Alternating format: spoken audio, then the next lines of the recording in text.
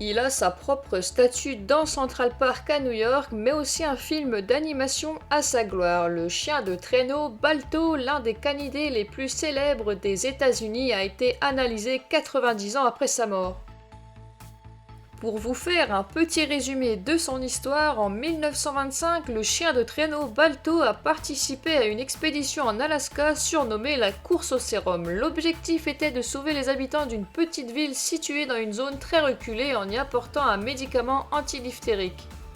Dans le blizzard et malgré les températures extrêmes, Balto a mené le groupe de chiens de traîneau ayant parcouru les dernières dizaines de kilomètres. Il devient alors un héros. Empaillé après sa mort en 1933, il est désormais exposé au musée d'histoire naturelle de Cleveland aux États-Unis. Balto avait une hauteur d'épaule de 55 cm et un pelage noir avec un tout petit peu de blanc.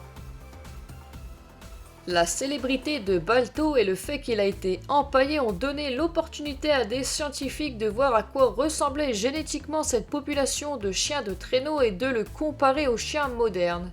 Les scientifiques ont effectué des prélèvements sur la peau de son ventre et reconstitué son génome. Ils l'ont comparé avec le génome de plus de 680 chiens modernes représentant 135 races.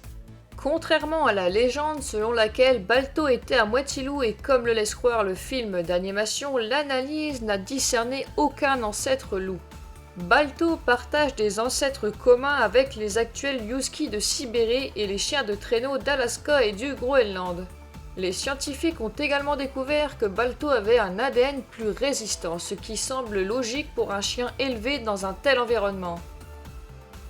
N'hésite pas à nous laisser ton ressenti concernant cette histoire en commentaire et si cette vidéo t'a plu, n'oublie pas de mettre un j'aime et abonne-toi.